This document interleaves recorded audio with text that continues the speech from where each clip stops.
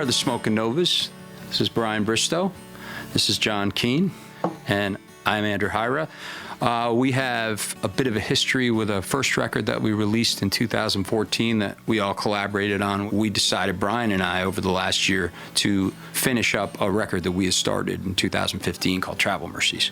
Yeah, and I think back, Andrew, when we first met, we collaborated on a record John produced, and I remember sending a song idea over to you. I thought, I wonder if this guy's going to like this or not, and thankfully you liked it, and that turned into a song called Night Driving. You asked me, do you write lyrics? And I don't, but I said, I had this concept of cruising in a convertible with the top down, with the music going at night.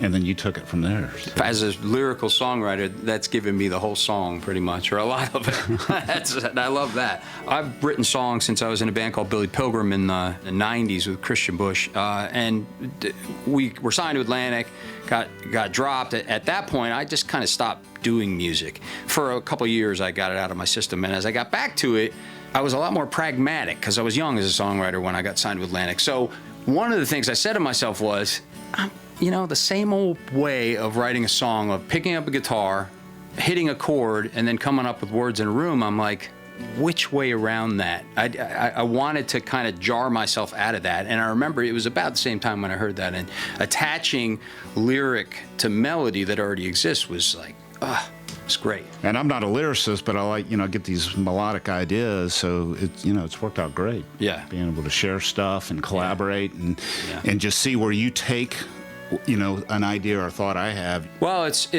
I come to it as a singer first, I always have, and you come to it as a guitar player. And I've always looked at my guitar playing as just a way to carry the voice. So it was kind of waiting, the partnership of our band. Yeah.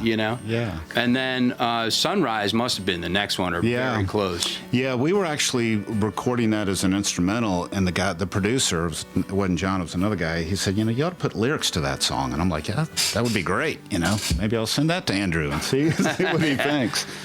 We were promoting a record called Travel Mercies. I was telling the story to these guys earlier about how I came across that title. Well, we were playing a gig at Eddie's Attic in 2015, supporting the first record. A Latin teacher of mine from Bethel High School in Connecticut from 30 plus years prior was in the audience. And so we caught up, and, it's been a long time. He had taught my sisters and was, a part of our lives as a high school teacher in Bethel, but hadn't seen him or heard from him since, right? So through Facebook, he saw that we were playing, and he came down for Raleigh to watch the show. Anyway, as we caught up and he was leaving, he said, well, Travel Mercies, Andrew. And I said, Travel Mercies, that's an interesting way to say it. And he said, well, that's how the congregations, when they were leaving at church in the 19th century, that was their sign-off, basically have a safe trip. But to me, it's so much more poetic, right? There's an open-ended idea about a blessing on somebody, and there's so much movement. As a lyricist or as a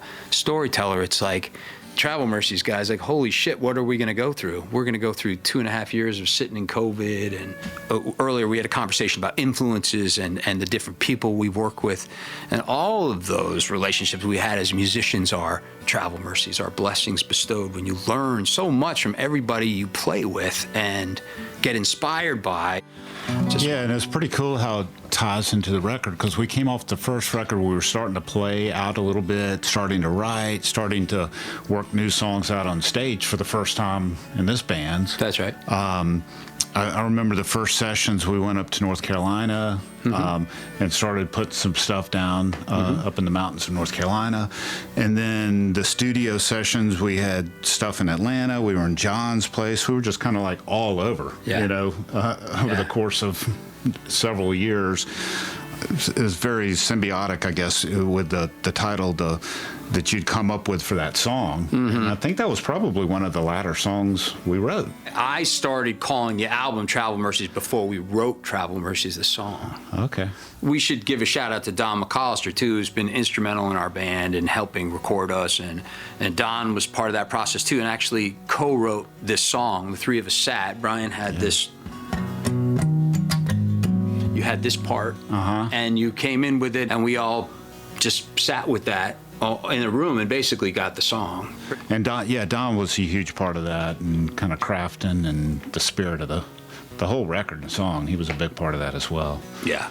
Yeah, you and I have been blessed with a ridiculous amount of talent around us to work with Don and John Keane and Christian Bush sang in this record and John Driscoll Hopkins and Chuck Leval, and I mean it's astounding, and I'm always humbled by the players that I feel like, holy crap, Yeah. what am I doing sitting in here with these people?